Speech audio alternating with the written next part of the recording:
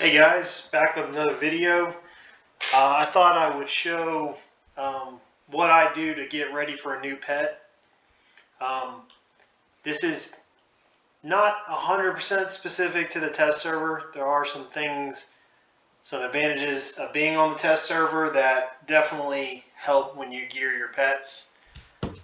But I think anyone that's got 110 plus necro should be able to handle something like this. This is something that really up until a few years ago I never did because I started the game, at launch, and to me trade skills were just a silly waste of time for people that weren't raiding. Anybody that's played in the last decade knows that's just not the case. Trade skills are great. I am very much slacking on finishing my earring or the AUG. I don't really know what it is. It's all this stuff here. I'm kind of in the middle of it. But I have worked diligently on maxing my trade skills to the point that was the max prior to the change, where it's like you have to just complete recipes instead of just grinding through completing the same item over and over again to get skill ups. I stopped at that advancement point because that was good enough for me to be able to make Conflagrant gear from the Rings of Scale expansion, which is, as far as I know, the best gear you can give your pet, short of giving it tradable weapons and tradable non-vis. As far as the visible stuff, that's the best. So I have a couple backpacks here, and I have it set up where I have the slots that I want to fill with gear for Jobber. That would be your arms. You skip the back because, as far as I know, it still holds true that when you buff your pet, when you summon your pet, I'm not exactly sure which one it is, but it already comes with a cloak.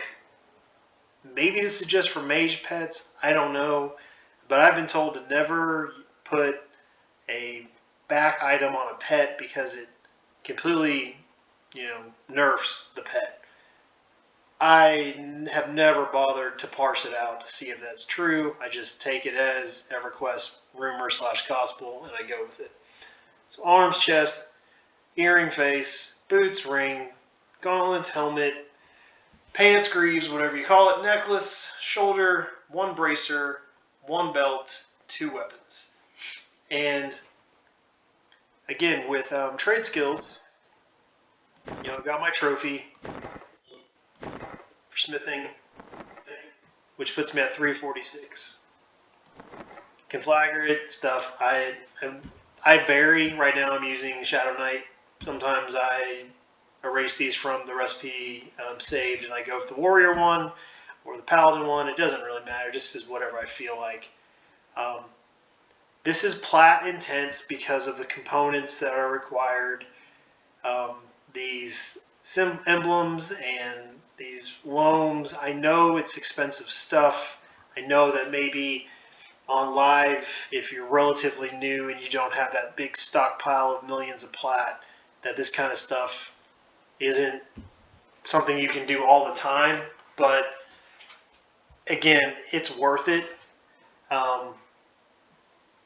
You can get your farmable trade skill pieces through the Overseer if you don't want to just grind away, camping for where are we here? Where's my Conflagrant ore? You need to, if you don't want to do that, run an Overseer mission that is trade skill, select the appropriate reward so you're getting Conflagrant ore. And I know some of them, like the different rankings of them, they don't always give it, but as you're continually grinding Overseer, that's an option. Right now I actually am grinding Overseer for these little suckers, the collection item dispenser fragments, because I have quite a few achievements on the collector achievement. I believe that's all it's called. Yeah, collections that I'm close to finishing. So instead of going out there and finding it, obviously I'm not that close on this one, but this is 1, 2, 3, 7. That's, I think, 20. I think it's 4 of these that make one of these. So it's just 28 of these to make. Anyway, I'm getting way off track here. We want to create our armor. We need to create some arms. And we failed on that one. We'll do it again. There we go. I'm going to need to make one more because I like to load up when I'm doing this all at once. I need one breastplate, and I got it. We'll skip the non-vis stuff for now. Boots, I need 2. Didn't get it.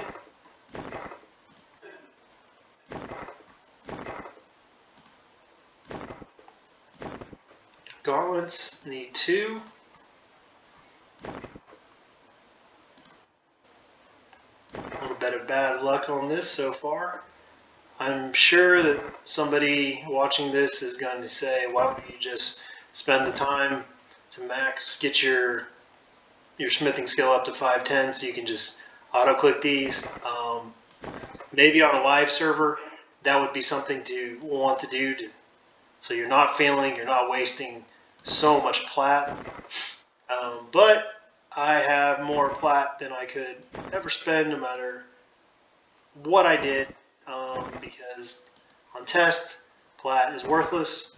You copy it over from your copy mules, and after a couple copies, what I'm at 43 million on me, I think I have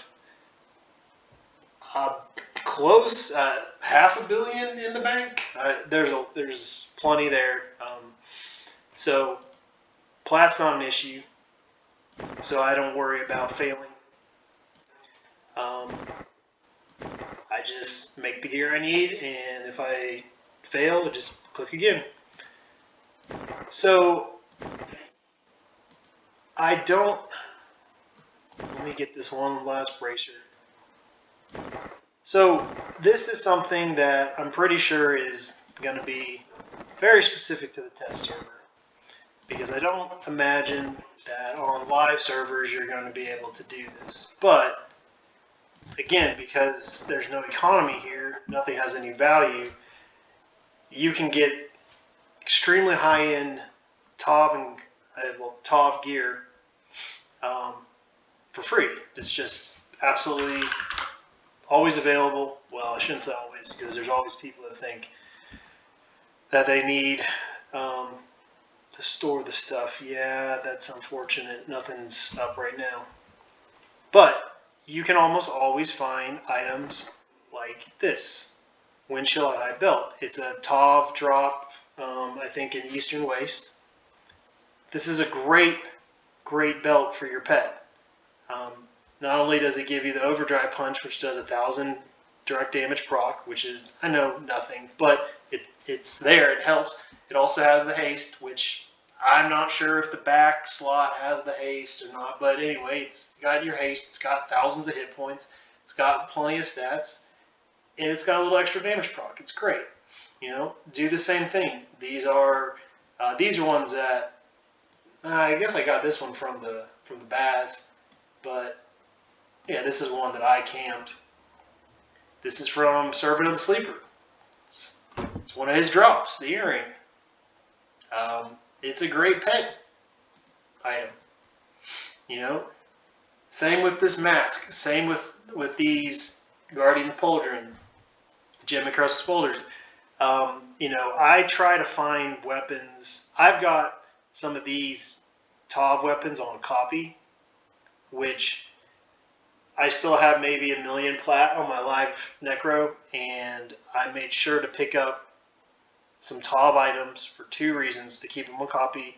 1, so I always have pet weapons, 2, I have tribute items, because these are like 20,000 guild tribute per one. So you can copy over, I don't know, once a day, every 12 hours or something. I don't really do it. I don't maximize it. It's silly. But you build up your guild tribute because you made your own guild and you're the only person in it. So you build up your guild tribute so you can run the Visions and Power and not worry when you leave it running for a day, because you've got whatever that is, 9 million. And anytime I want, that's, you know, basically 100k extra tribute. I try to, in the Baz, pick up as many rune procking weapons as I can. But if I can't, I try to give Jobber either healing proc weapons, like the Drain one, or I don't think I have one right now. I think these are all direct damage, yeah. Or the one that heals the target's target. You can also make weapons like that. The Conflagrant, the smithing and the fletching both have weapons that you can make. If you're having trouble with aggro, keeping your pet as what the mob is spanking, then you can create some of those. I think they're Conflagrant canes, and they proc a hate proc. I've never had that problem, but you know, if that's something, you can go with those. Or you can make the Conflagrant, I think it's Bastard Sword, and it procs a rune. The stats are a little lower than the Tav. I think these are 6,500-ish, and the Conflagrant stuff is like 4,800. So the whole set's probably, you know, 10,000 hit points less, which isn't great, but it's not horrible either. Just gear what you can. But when you summon a pet, you'll want to load them up with all the Conflagrant. In this case, it's Shadow Knight gear.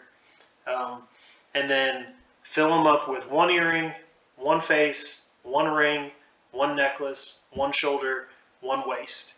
And then give him a couple weapons, and there you go. He's buffed. Now, if I'm wrong, comment below, post on Reddit, send me a tell in the game, whatever. Because honestly, I quit paying attention to, you know, min-maxing or rating or whatever you want to call it, and how to be like the absolute ultimate a long time ago. I never worked on being the min-maxer on a Necro. I have no idea if heroic stamina is the best option for Necro versus going heroic intelligence.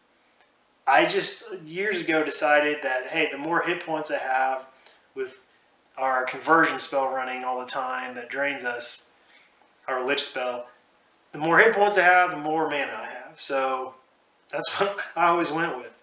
I could be totally wrong. If I'm wrong, man, comment, let me know. If I'm not, well then, and you didn't know, and the back is not the item you're not supposed to give your necromancer or your pet a back item, well, now you learned something from this video. I'm not going to dismiss this guy, even though I'm due for a new round of buffs, and it'd be alright to just drop him. But yeah, he's got all this gear across the board, and a couple of, I guess that would be Empire's ultra rares. The different Sky Breaker, Sky Racker, whatever. I kind of think they look cool, but I know one of them is the rune proc, which is why I gave it to him. You know, I have then a repeat, Jobber number 2. He's got another rune. Okay, well, he decided he didn't want to stay there. He's got a rune mace and then life cleaver, just to proc direct damage. I think I gave him a rune mace and then a healing one, and he ate one of them. He ate the second one, so I ended up giving him a life cleaver. But anyway, that's how I do my pets. As you have watched in my videos, Jobber does a pretty good job. He's not as good as a real tank, but with my healer Merc, you know, entirely focused on him, me assisting on the big stuff, the stuff in Cov, there's a lot that I can do. There's a lot that you can do. Buff your pets. Give them the gear. Spend the money on the trade skills. Spend the money on the items. If you decide you want to play on test, you'll never have to worry about pet gear. And if you do, if you send me a tell, I'll get you some plat so you can start working on your trade skills, because that's really the only thing that costs money on this server is getting your trade skills up, because you've got to buy stuff from the vendor. That's about it. I hope this video helps somebody. I think it's basic knowledge as far as if you've been playing EverQuest forever and you know about pets, but if you just, decided one day you wanted to roll a mage or a necro and you didn't know you need to gear them up, they come out fine, but man, they do. You can gear them up. What if that's 10 slots? If that's 15 slots, and it's 6,000, 7,000 hit points per. You can gear them enough where they've got a couple extra hits in there of tanking ability, and your merc will get the heal off in time, and you're not, stuck on a bust, on a feign death, on a gate, or on a death. So again, I hope this video helps somebody. If you've got anything to add to it, please comment or send me a tell in game, and I'll see you guys in the next one.